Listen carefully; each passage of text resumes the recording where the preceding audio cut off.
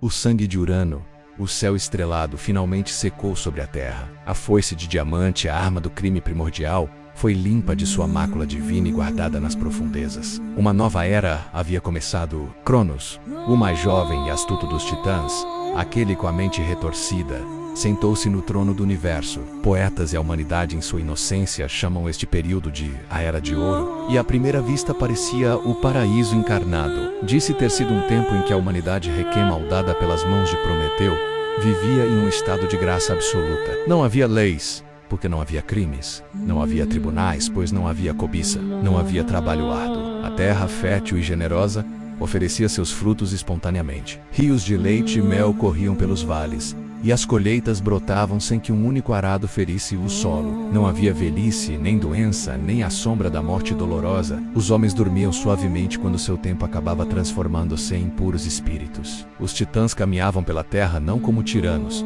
mas como arquitetos de um jardim eterno. O sol brilhava perpetuamente, e a primavera era a única estação. Mas isso era apenas a superfície, uma bela máscara dourada escondendo um rosto podre. Nos corredores de mármore preto do palácio de Cronos, situado no pico tempestuoso do Monte Outris, não havia paz, não havia Era de Ouro.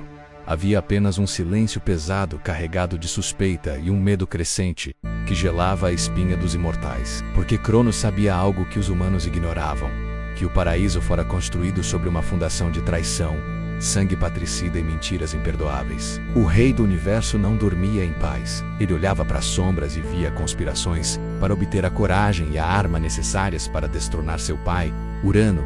Cronos havia feito uma promessa solene, um juramento sagrado à própria terra, sua mãe Gaia. O acordo era claro. Em troca de poder, ele libertaria seus irmãos esquecidos. Ele abriria os portões do Tártaro e traria de volta à luz os ciclopes, os ferreiros de um olho só. E os hecatonquiros, gigantes com 100 braços e 50 cabeças cuja força podia abalar as fundações do mundo. Mas assim que a coroa tocou sua cabeça, assim que o poder absoluto fluiu por suas veias, Cronos mudou. Ele olhou para o abismo onde seus irmãos gritavam e sentiu o mesmo nojo, a mesma repulsa estética que seu pai sentira antes dele. Como poderia ele, o Senhor da Era de Ouro, permitir que tais aberrações caminhassem em seu reino perfeito? Ele não queria monstros em seu jardim. Então Cronos cometeu seu segundo grande pecado, a traição.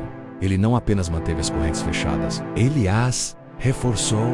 Para garantir que aquelas bestas nunca vissem a luz do sol, ele colocou uma guardiã nos portões do inferno, Campe, o dragão fêmea, uma criatura de pesadelo, com corpo de serpente, 1000 víboras saindo de seus pés e cauda de escorpião, cuja missão era assegurar o sofrimento eterno dos prisioneiros. Gaia, a mãe de todos, sentiu a dor de seus filhos presos em seu próprio ventre subterrâneo. Enfurecida pela duplicidade de seu filho favorito, ela se materializou diante dele no Monte Outris.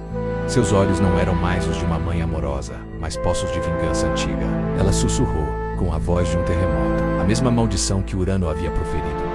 Aproveite seu trono enquanto pode, Cronos, mas não se esqueça. O crime gera o crime. Assim como você traiu seu pai, você será traído. Você será destronado por um filho seu. Aquelas palavras não foram apenas uma ameaça. Tornaram-se a obsessão, a doença da alma de Cronos. O nome Cronos está intrinsecamente ligado ao tempo. E, ironicamente, o tempo tornou-se seu maior inimigo. Ele sabia que cada dia que passava, cada grão de areia que caía na ampulheta do universo, era mais um passo em direção à sua inevitável queda. Ele olhava para o horizonte, não contemplando a beleza de sua criação, mas vigiando a chegada de sua usurpação. Buscando controlar seu destino, ele tomou sua irmã, a titânide Rhea, como esposa. Rhea era a essência da fluidez, a deusa da fertilidade, a mãe amorosa que ansiava por povoar o mundo. Mas o casamento deles não era uma união de amor, era um campo de batalha silencioso. Cada vez que Rhea, com um sorriso radiante, anunciava uma gravidez, o amor de Cronos se transformava em um cálculo frio e brutal. Ele olhava para a barriga inchada de sua esposa não como o berço de um herdeiro, mas como o esconderijo de um assassino. Então ele tomou uma decisão que desafiaria as leis da natureza e a moralidade cósmica. Se ele não podia impedir que os deuses nascessem, ele os impediria de viver no mundo exterior. Ele se tornaria a tumba de sua própria linhagem. A primeira filha, Hestia, a deusa do lar e do fogo sagrado, nasceu. Rhea, com os olhos brilhando de esperança materna, limpou a criança e a entregou aos braços do pai, esperando um gesto de afeto. Cronos não sorriu. Ele segurou a pequena deusa, olhou em seus olhos requemabertos e viu ali o fim de seu reinado. Ele abriu sua boca divina, menos uma mandíbula capaz de distorcer a realidade, e fez o impensável. Ele devorou sua própria filha inteira, sem mastigar, sem hesitação. Engoliu-a como uma cobra engole uma presa. Ele a aprisionou viva dentro de seu estômago imortal, onde o tempo não passava. Rhea gritou de horror, um som que fez as montanhas tremerem. Mas a vontade do rei era lei absoluta, e a história se repetiu, em um ciclo grotesco ano após ano. Deméter, a deusa dourada da colheita e da agricultura, nasceu. Ela foi engolida antes de ver seu primeiro campo de trigo. Hera, a majestosa rainha de olhos bovinos, nasceu. Ela foi engolida antes de conhecer sua própria glória. Então vieram os filhos e o medo de Cronos triplicou. Heides, o pálido senhor das sombras, nasceu. Cronos o devorou, temendo sua escuridão. Poseidon, o senhor dos mares, nasceu com a tempestade em seu choro. E ele também desceu pela garganta do pai. 5 deuses, 5 filhos poderosos e imortais, confinados na prisão gástrica de seu pai. Eles não morreram, pois eram eternos. Eles viviam na escuridão ácida, espremidos uns contra os outros, conscientes, ouvindo as batidas do coração daquele que os aprisionava. Eles cresceram em ódio e claustrofobia. Cronos, por sua vez, sentia-se seguro. Inchado, pesado, mas seguro. Ele havia transformado seu próprio corpo na fortaleza final. A profecia de Gaia não poderia ser cumprida se a ameaça estivesse sendo digerida dentro dele. Eu sou o tempo, pensou ele, e o tempo consome tudo, até seus próprios filhos. Mas ele cometeu um erro fatal. Ele subestimou o desespero de uma mãe. Rhea estava despedaçada. Sua alma era uma ferida aberta. Ela estava grávida pela 6ª vez. Ela sentia a vida de seu último filho chutando em seu ventre, mais forte que todos os outros, e sabia que não suportaria ver mais um ser devorado. A submissão havia acabado. Sob o manto da noite, guiada pelas estrelas antigas, Rhea fugiu do Monte Otris. Ela viajou para o lugar mais distante do olhar onisciente de Cronos, a ilha de Creta. Lá, nas encostas selvagens do Monte Ida, ela encontrou refúgio. Em uma caverna profunda, úmida e sagrada, escondida pela própria Mãe Terra, ela se agachou para o parto. O trabalho de parto foi silencioso e doloroso. Mas quando o menino nasceu, ele chorou com a força de um trovão, fazendo as estalatites vibrarem. Seu nome era Zeus.